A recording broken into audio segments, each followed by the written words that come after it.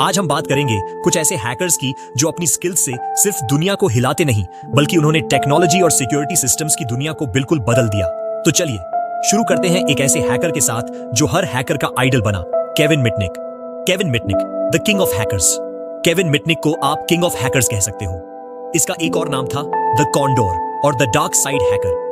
Kevin ने अपना hacking career 70s के एंड में शुरू किया था, जब उसने लॉस एंजलिस के बस सिस्टम को हैक करके फ्री राइड्स लेने का तरीका ढूंढ लिया था। और ये सिर्फ शुरुआत थी।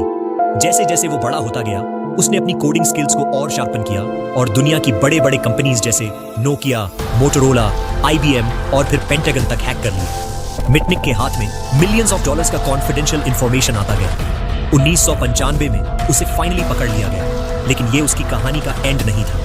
उसके बाद वो FBI से 3 साल तक भागता रहा और तब उसे दुनिया का सबसे ज्यादा वांटेड कंप्यूटर क्रिमिनल कहा गया। और एक इंटरेस्टिंग बात है, मिटनिक अपने काम को हैकिंग नहीं मानता था। उसने अपने मेथड्स को सोशल इंजीनियरिंग कहा। एक वक्त ऐसा भी आया जब जज ने उसे इतना डेंजरस समझा कि उसे सॉलिटरी कन्फाइनमेंट में डाल दिया। जज को लगता था कि वो पेफोन के थ्रू न्यूक्लियर वॉर शुरू कर सकता है। मैथ्यू बीवन और रिचर्ड प्राइस, दुनिया को हिला देने वाले हैकर्स।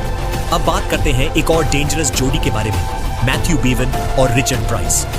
ये दोनों ब्रिटिश हैकर्स 1994 में पेंटागन के नेटवर्क को टारगेट कर रहे थे। लेकिन ये हैक सिर्फ यहां तक नहीं रुका। ये जोड़ी और आगे बढ़ा और बैटलफील्ड सिमुलेशंस चुरा ली। अगर ये काफी नहीं था तो उन्होंने US एजेंट्स के मैसेजेस भी इंटरसेप्ट करने शुरू कर दिए जो नॉर्थ कोरिया में स्टेशन थे। उन्होंने कोरियन न्यूक्लियर फैसिलिटी से सेंसिटिव डेटा भी चुरा लिया। इमेजिन करो, अगर ये लीक और बढ़ता तो ये एक इंटरनेशनल इंसिडेंट बन सकता था। US सिस्टम्स का यूज करके कोरियन सिस्टम्स को हैक करना इतना रिस्की था कि ये दुनिया को वॉर के कगार तक ले गया था। एनोनिमस, हैकटिविज्म का नया एरा। अगर आपने एनोनिमस का नाम सुना है तो आपको पता होगा ये एक पॉलिटिकल हैकर ग्रुप है जो 2003 में 4chan से शुरू हुआ था। इनका एजेंडा काफी क्लियर था, इंटरनेट फ्रीडम, सोशल जस्टिस और लॉ ट्रांसपेरेंसी।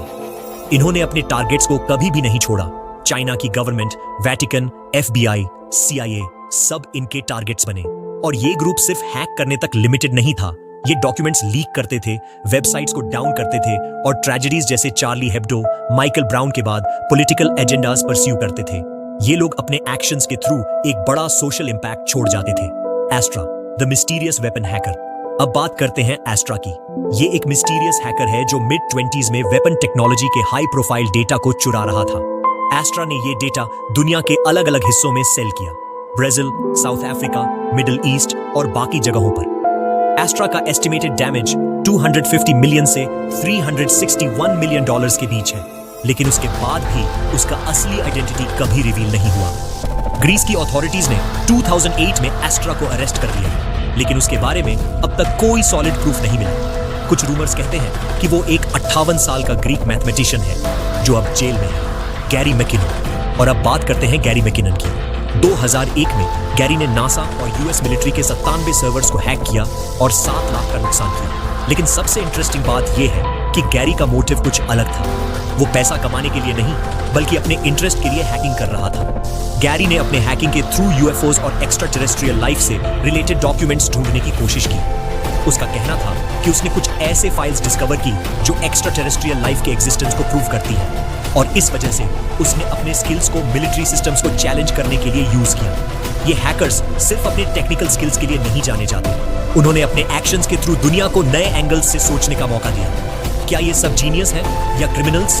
ये डिसीजन आपको लेना है। और अगर ये वीडियो आपको अच्छी लगी हो तो वीडियो को लाइक करके चैनल को सब्सक्राइब कर लो। तब तक के लिए स्टे क्यूरियस।